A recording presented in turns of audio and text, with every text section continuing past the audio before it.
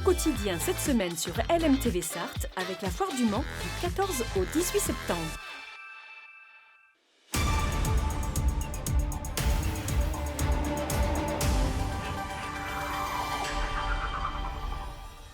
Bonsoir, nous sommes le mardi 12 septembre. Bienvenue dans Au quotidien, votre émission d'information locale. Bonjour Laure. Bonsoir Colin et bonsoir à tous.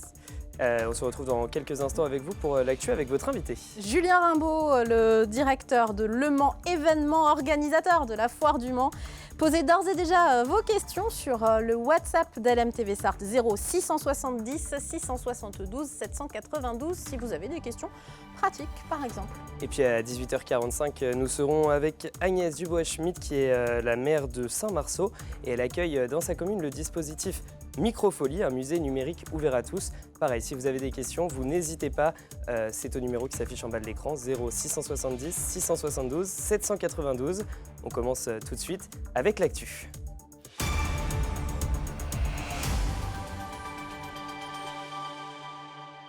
Et au sommaire de ce mardi 12 septembre, une actualité très sportive, Laure. Oui, avec d'abord la photo et la présentation officielle de l'équipe du Mans Sarthe Basket. Vous les voyez, nous faisons le point sur les ambitions du club. Et puis direction l'Université du Mans, où les professeurs de la filière STAPS ou Sciences et Techniques des activités physiques et sportives demandent des revalorisations salariales. Et puis notre invité, je l'ai dit tout à l'heure, Julien Rimbaud organise les 4 jours du Mans, ou la foire du Mans qui dure d'ailleurs 5 jours. Elle est très attendue par les commerçants, notamment de la région. Mais on ouvre ce journal avec la rentrée du MSB et les ambitions du club.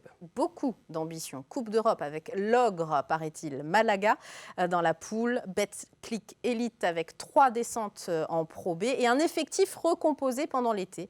Le MSB est sur une bonne dynamique avec 5 matchs remportés sur 6 en pré-saison.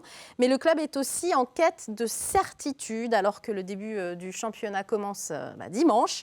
Reportage pendant la séance photo de début de saison avec vous, Colin Ancel et Anthony Piton. Nouveau maillot, nouvelle équipe, mais toujours autant d'ambition au MSB. Le club retrouve la Coupe d'Europe cette saison et vise toujours les playoffs en championnat.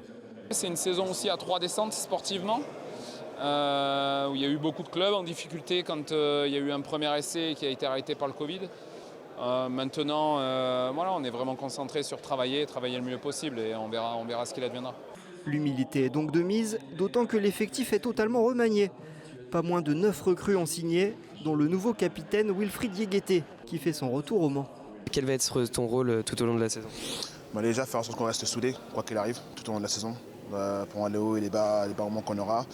Et voilà, je pense qu'être là pour épauler les coéquipiers, faire en sorte que tout le monde se sente bien aussi au sein de l'effectif et vraiment essayer de pousser tout le monde vers le haut.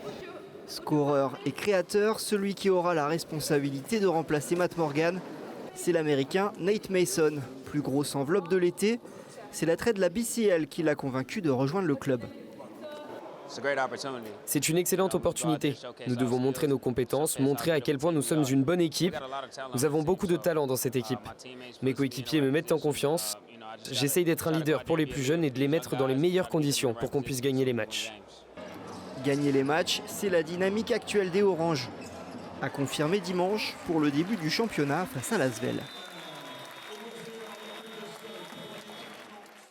Et puis sur le volet économique, ce qui change, c'est la diffusion de la Betclic Elite, ce qui veut dire que vous allez pouvoir voir les matchs. Oui, un nouveau contrat de diffusion a été signé pour les 7 prochaines années par la Ligue nationale avec la chaîne L'Équipe et la plateforme payante Squeak.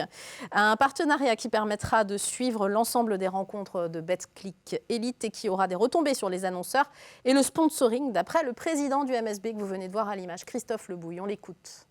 Ce qui est important dans le nouveau contrat télé négocié par la Ligue nationale de basket cet été, c'est la complémentarité entre la chaîne L'Équipe qui va pouvoir diffuser un match en clair tous les dimanches à 19h, donc avec de véritables audiences dignes de ce nom, ce qui est important pour, on va dire, l'exposition de notre sport, c'est important pour nos partenaires évidemment qui nous accompagnent.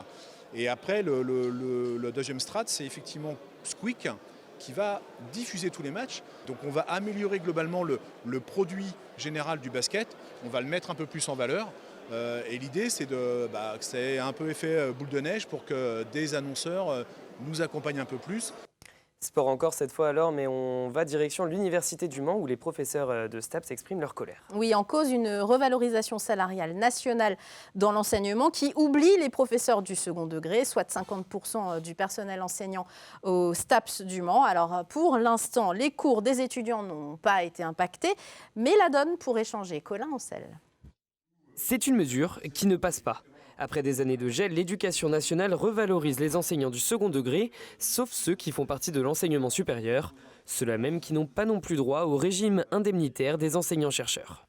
D'un côté, ils n'ont pas le droit à la revalorisation des salaires propres au second degré et pas non plus au supérieur. Donc ils se posent la question de leur statut et de leur fonctionnement. Alors on s'interroge toujours sur l'égalité et la justice de ce type en tout cas de revalorisation. Surtout que beaucoup d'enseignants du second degré ont des responsabilités administratives. Certes, nous n'avons pas le volet recherche, mais nous nous investissons largement autour de la réussite des étudiants et l'organisation. Dans certaines universités de France, les enseignants du second degré de plusieurs UFR ont démissionné de leurs fonctions administratives, repoussant donc la rentrée de quelques jours. Au Mans, on informe et on sensibilise les collègues. Les enseignants du secondaire qui font l'effort de venir à l'université et qui déploient une énergie et un temps de travail incomparable avec ce qu'ils peuvent produire dans le secondaire devraient avoir au moins la même carrière que leurs collègues du secondaire. Pour l'instant, les cours des étudiants ne sont pas impactés. Une assemblée générale avec l'ensemble des enseignants de l'université a été convoquée. Sport encore, il en sera également en question pour la 3e édition de Forever Young. Oui, un beau programme du mardi 26 au dimanche 30 septembre. Concert, mise en avant des associations locales, jeunes créateurs partout en ville, mais aussi dans les quartiers de la ville, c'est une nouveauté. Attention, et c'est totalement fou, une tyrolienne sera installée entre le pont des Jacobins et la place du Jet d'eau au Mans et vous pourrez donc tenter l'expérience de survoler la place et la fontaine avec cette tyrolienne. Bref, vous l'avez compris, l'accent est mis cette année encore sur le sport et l'activité physique pour les jeunes. Et nous recevrons à ce sujet Mickaël Guillard, adjoint au maire du Mans, délégué à la jeunesse, ce vendredi 22 septembre dans l'actu pour en parler. Et puis alors maintenant, il est temps de passer à notre invité, Julien Rimbaud, qui est directeur de Le Mans Événements et l'organisateur de la Foire du Mans. Du 14 au 18 septembre, c'est la Foire du Mans, 86e édition. L'année dernière, record de fréquentation, Julien Rimbaud, avec 145 000 visiteurs, ce qui en fait l'un des événements économiques réellement de la rentrée. Aujourd'hui, plus que jamais, Julien Rimbaud, est-ce que la Foire, c'est une sorte de poumon économique pour la région ? En tout cas, c'est un très bel accélérateur de rentrée. Je pense que c'est ce que nous défendons, nous, en qualité d'organisateurs. C'est ce que reconnaissent, je crois, nos clients exposants. On ne révolutionnera pas le marché qu'ils vont connaître, mais on va offrir vraiment un coup d'accélérateur. Et je pense que c'est très intéressant à cette période de rentrée. Il y a une dynamique réellement, vous la sentez, notamment chez les exposants, qui se renouvellent chaque année, particulièrement cette année ? Oui, bien sûr. Alors nous, on a 2 critères vraiment d'intérêt dans notre organisation. C'est effectivement ceux qui vont revenir parce qu'on imagine qu'ils reviennent parce que l'événement est profitable et ils sont 80% d'entre eux. Mais aussi, on est très intéressé par le renouvellement pour proposer à nos visiteurs et aux consommateurs de nouvelles solutions, de nouveaux visages lors de cette foire. Et c'est vrai qu'ils seront plus de 60 cette année à faire la foire pour la première fois. Sur les 460. Sur les 460, donc c'est très intéressant d'avoir cette dynamique-là. La convergence des 2 ingrédients est très intéressante. Colin, vous aviez une question de notre public peut-être, des téléspectateurs. On a une question de nos téléspectateurs. On nous demande si on va pouvoir faire des affaires en cette période d'inflation à la foire. Oui, alors la notion de bonnes affaires est toujours très attendue sur cet événement. Je suis assez convaincu que les entreprises exposantes ont un objectif de convaincre les consommateurs. Donc, ils ne sont pas là pour abuser de mauvais tarifs, si je puis dire. Je pense qu'il faut aussi voir les bonnes affaires dans l'esprit même de la foire, c'est-à-dire rencontrer beaucoup d'entreprises dans des espaces-temps et géographiques restreints, être dans une ambiance conviviale. Vous n'êtes pas dans l'entreprise, vous n'êtes pas chez vous, c'est un terrain neutre, entre guillemets. Donc, je pense que ça permet de discuter, de comparer, de négocier, parce que je pense que c'est un ingrédient extrêmement important. Et puis, la bonne affaire, c'est aussi de découvrir des nouveautés. On parle beaucoup des problématiques d'énergie aujourd'hui. Pour ceux qui le peuvent, réinvestir dans l'amélioration de son logement, inévitablement, sera une bonne affaire sur la consommation énergétique. Je pense que la notion de bonne affaire sur la foire, elle doit être envisagée de plein de biais, mais c'est vrai que les entreprises font des efforts à ces occasions, mettre en route des opérations pour convaincre les consommateurs d'acheter leurs produits. Et rappelez aux consommateurs, vous l'avez fait, de comparer. Vous êtes vraiment là pour faire des devis, pour estimer les choses et pour négocier négocier avec les entreprises. Alors, c'est aussi un moment de divertissement. Hein. Cette année, vous nous proposez de swinguer. Vous m'expliquez, c'est un journal très sportif ce soir. On va danser en plus. Ah oui, clairement, on va danser et ça va être très sportif. Alors, ça ne sera pas moi, mais Laure, vous pourrez vous exercer puisqu'on va faire des démonstrations par des danseurs professionnels, mais aussi vous pourrez vous initier à l'occasion de plein de séances que nous allons proposer sur les 5 jours. Ça sera du Lindy Hop, ça sera du Charleston, ça sera du Jazz Roots, voilà, beaucoup de danses. Les danses de salon, finalement, ça revient. Salon et des danses très conviviales, très festives de la première moitié du XXe siècle, si je puis dire, les danses de l'entre-deux-guerres, on peut les appeler comme ça. Celles qui étaient très courues aux États-Unis, mais aussi en France. Et particulièrement, on a un morceau d'expo, si je puis dire, qui est dédié à cette période 40-45 où les bals étaient interdits. Et donc, ils se sont organisés malgré tout. Et ça nous permet de démontrer un peu la vitalité de la danse et tout son impact social. Et donc, ça va être nous emmenez au bal, quoi. Mais clairement, et ça va être très festif. C'était l'enjeu. On voulait vraiment faire la fête. Et bien sûr, il y a des nouveautés, mais toujours la tradition. On ne l'oublie pas, 86e édition, c'est une foire avec des animaux, avec des concours agricoles. Ça l'a toujours été. C'est vraiment un lieu qui met en valeur notre monde agricole et notre Sarthe, notamment agricole. Et ça reste. Bien sûr, c'est la genèse de l'événement. Mais il ne faut pas voir là aussi une reconduction systématique de cette offre-là. C'est vraiment l'occasion pour les visiteurs, pour les consommateurs, d'aller à la rencontre des éleveurs du territoire, mais pas que. Ils viennent de toutes les régions de France. Et c'est vraiment une très belle occasion de voir combien ils sont mobilisés, motivés à faire évoluer leur pratique. Et la preuve en est, le thème de la Chambre d'agriculture cette année, ils ont une exposition annuelle, est dédiée à la question du changement climatique et l'impact de l'agriculture sur ce changement climatique. Ce qui n'est pas très bien, mais aussi là où ils peuvent intervenir et là où ils peuvent jouer un grand rôle dans l'amélioration des choses. Inévitablement, ça va amener du débat. Et moi, c'est ce qui m'intéresse dans l'offre de la foire. On s'amuse, on achète des trucs, mais il y a aussi du débat, il y a de la pédagogie. C'est une vitrine de territoire qui est très intéressante à mon sens. On vous souhaite plus de 145 000 visiteurs cette année ? C'est un record. Si déjà on revient dans nos standards habituels des 100 000, on sera déjà très content. Mais c'est vrai qu'on a vécu quelque chose d'extraordinaire l'an dernier qu'on va essayer de reconduire, bien sûr. Le tarif, c'est vraiment pas cher. Un plein tarif, 5,50 € vendredi, samedi, dimanche. C'est gratuit le jeudi et le lundi, on le rappelle. Et puis, il y a des tarifs préférentiels pour les chômeurs, les scolaires, les étudiants. Les moins de 12 ans, c'est gratuit également. Allez, à la Foire du Mans. Merci, Julien Rimbaud. Merci de votre accueil. Merci, c'est la fin de ce journal. On se retrouve dans quelques instants pour la suite avec Agnès Dubois-Schmitt. À tout de suite.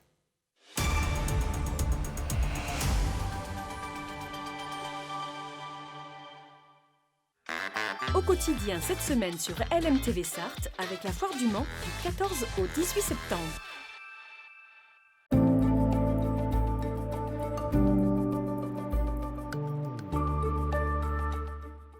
Mesdames, Messieurs, bienvenue, merci de nous retrouver pour ce nouveau bulletin météo. La situation s'annonce calme pour ces prochaines heures, à commencer par la soirée de ce mardi. Alors le ciel sera particulièrement couvert, mais ce ciel ne sera pas menaçant. Les températures afficheront 21 degrés à Saint-Calais, nous aurons 21 degrés au Mans, 22 à Sille-le-Guillaume, 22 à La Flèche, encore 22 à Sablé-sur-Sarthe. Pour votre matinée de mercredi, les conditions météo seront calmes avec un soleil présent qui brillera en alternance avec quelques passages nuageux, des passages nuageux parfois bien envahissants. Les températures afficheront 15 degrés à Saint-Calais, 15 à Mamers ou encore à La Ferté-Bernard, 15 degrés à Sille-le-Guillaume, nous aurons 16 au Mans, 16 à Montval-sur-Loire ou encore 16 à La Flèche. Pour votre seconde partie de journée, il n'y aura pas de grands changements, ça restera toujours calme quoi qu'il en soit, mais avec toujours une alternance de passages nuageux et d'éclaircies, des passages nuageux qui s'avèrent par moments envahissants. Les températures afficheront en revanche des valeurs bien au-dessus des normales de saison toujours. 25 degrés au Mans, 24 degrés à Sille-le-Guillaume, 23 à Mamers, nous aurons 25 à Montval-sur-Loire, 25 à La Flèche ou encore 25 à Sablé-sur-Sarthe. Pour votre tendance pour la journée de jeudi, des conditions météo tout aussi calmes nous concerneront, avec toujours des nuages bien présents, mais un soleil qui fera tout de même de belles apparitions de temps en temps. Les températures même repartent à la hausse, nous aurons 25 à Sille-le-Guillaume, 26 degrés à La Flèche au meilleur de la journée, 26 degrés à Montval-sur-Loire, 25 à Saint-Calais ou encore à La Ferté-Bernard, nous aurons 25 au Mans, 25 à Mamers. Pour votre journée de vendredi, ce sera plein soleil sur l'ensemble du département, sans exception. Les nuages seront quasiment inexistants et regardez, les températures continuent de grimper. On flirtera avec la barre des 30 degrés sous abri à Montval-sur-Loire notamment, avec 29 attendus. Nous aurons 29 degrés à La Flèche, 28 au Mans, 27 à Sille-le-Guillaume, 27 à Mamers. En ce 13 septembre, en ce mercredi, nous perdrons encore quelques minutes de soleil. Je vous souhaite de passer une excellente journée et je vous dis à très bientôt pour un nouveau bulletin météo.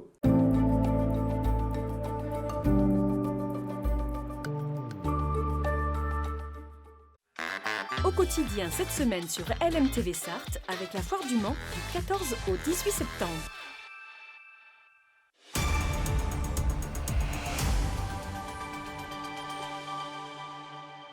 Bienvenue dans la suite, si vous nous rejoignez dans quelques instants, nous serons avec Agnès Dubois-Schmitt, la maire de Saint-Marceau, pour parler du dispositif Microfolie. Mais avant, nous allons juste faire un point sur la qualité de l'air comme tous les jours avec notre partenaire RPI de la Loire. Comme pour ce mardi, la baisse des températures et les averses ont fait qu'il n'y a quasiment plus d'ozone. Donc l'indice de qualité de l'air est moyen sur l'ensemble du département, ce qui est mieux que la semaine dernière où l'air était dégradé. Laure, maintenant c'est à vous, je vous rejoins avec notre invité. Oui, je suis avec la maire de la jolie commune de Saint-Marceau, Agnès Dubois-Schmitt. Merci d'être avec nous. Bonjour. Une commune qui accueille à partir du 22 septembre Microfolie. Mais pour comprendre ce qu'est ce dispositif régi par le ministère de la Culture, je vous propose de regarder un petit magnéto. Au cœur de la Microfolie, le musée numérique est une offre culturelle unique qui réunit plus de 5000 œuvres sous forme numérique. Créé grâce à la participation de 12 établissements nationaux fondateurs, le musée numérique regroupe aujourd'hui les œuvres de plus d'une centaine de musées et d'institutions, nationales et internationales. Il s'enrichit chaque année de 3 à 4 nouvelles collections thématiques et pluridisciplinaires, composées chacune en moyenne de 250 à 400 chefs-d'œuvre. 2 modes de visite permettent de découvrir le musée numérique. Le mode visiteur libre offre un accès libre à tous. Chacun peut suivre sa propre navigation entre l'écran géant et sa tablette, en lisant les cartels conçus par les conservateurs des musées et en découvrant les secrets des œuvres de façon ludique. Le mode conférencier permet d'organiser des visites thématisées et programmées pour les groupes. Véritable outil d'éducation artistique et culturelle, le musée numérique devient alors un support de médiation incroyable pour les professeurs et les animateurs. Et donc, à partir du 22 septembre, la commune de Saint-Marceau, un peu plus de 550 habitants en Sarthe, accueille ce musée numérique en partenariat avec les plus grands musées de Paris et de France. Et même du monde. Et même du monde. Et pas que des musées, des événements culturels aussi.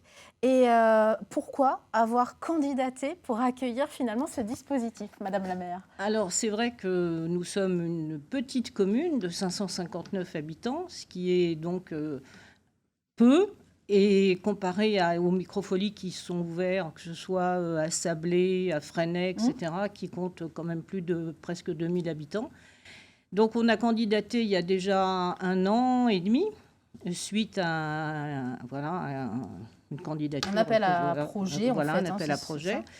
Et je pense que le dossier devait être suffisamment... Oui, parce qu'il faut proposer un dossier, c'est-à-dire qu'il faut avoir quoi? Un lieu, tout simplement, pour accueillir du public? Oui, la Microfolie, elle est complètement nomade. Elle peut se faire n'importe où. Il y a des Microfolies qui se baladent en camion, voilà.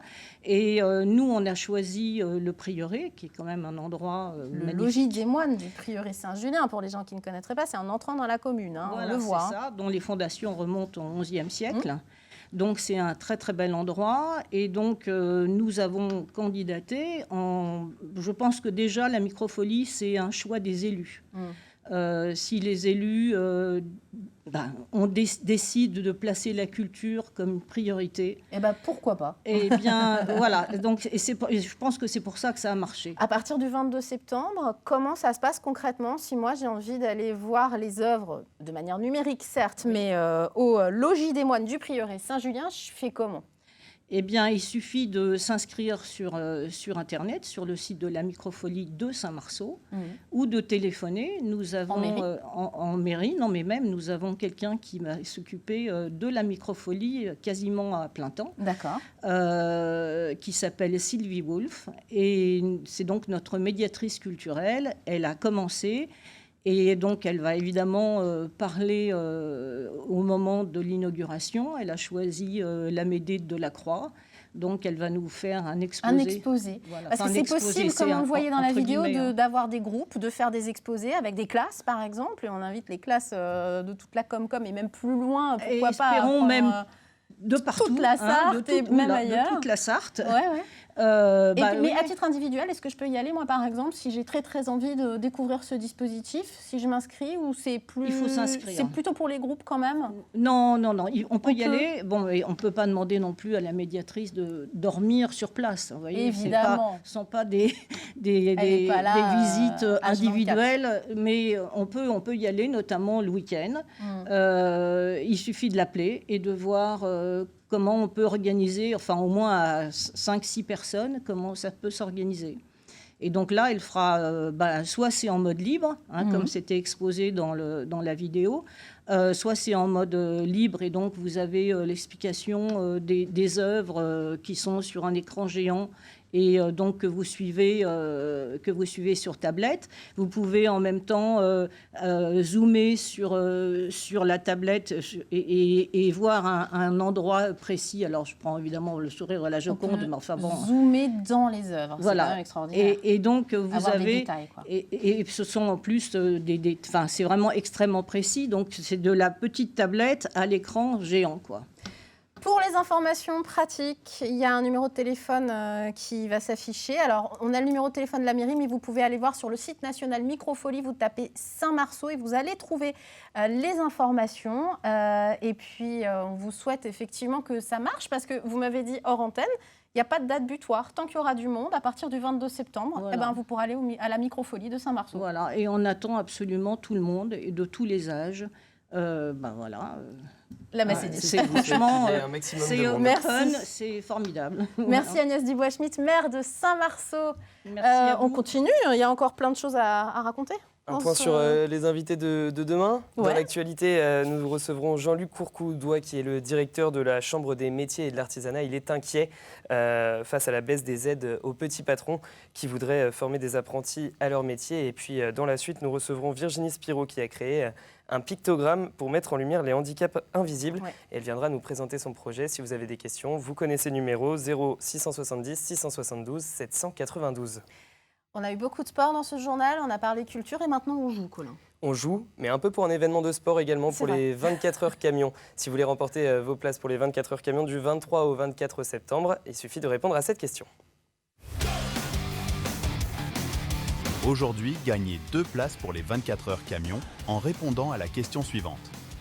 Les 24 heures camions existent depuis 1981, 1983 ou 1987. Envoyez votre réponse par mail à jeu@lmtv.fr. Bonne chance à tous.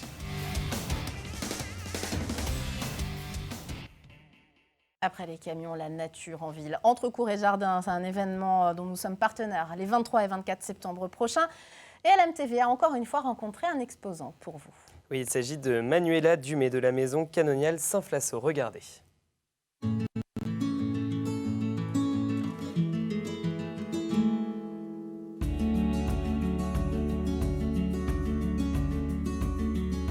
Rue Saint-Flasso, dans la vieille ville au Mans.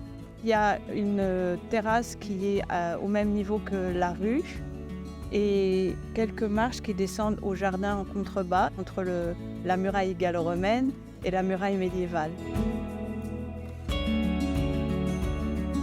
Ce sont 2 personnages qui sont en quelque sorte des symboles bienveillants du jardin. D'abord Robin Bongarçon, qui est un personnage de la nuit. Il appartient à ce qu'on appelle le petit peuple. Ça fait partie du monde celtique. Robin, œuvre de nuit, règle certaines choses. Vous voyez, il a les oreilles pointues, mais il est très bienveillant envers les humains.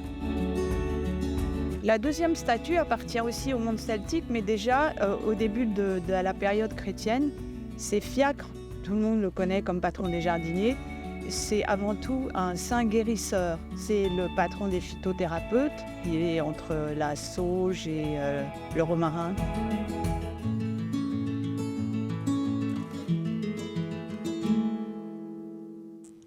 Et à suivre sur LMTV, Colin. Eh bien, c'est notre nouvelle émission Plus belle Massart présentée par Bruno Palmé. Est-ce que vous savez où on va ce soir alors ? À Lombron, me semble-t-il. Exactement. Voilà. Et puis à 20h, votre émission cinéma pour parler des prochaines sorties. C'est déjà la fin de Quotidien. Déjà. On se retrouve bientôt. On se retrouve dès demain, 18h30. À mercredi, 18h30.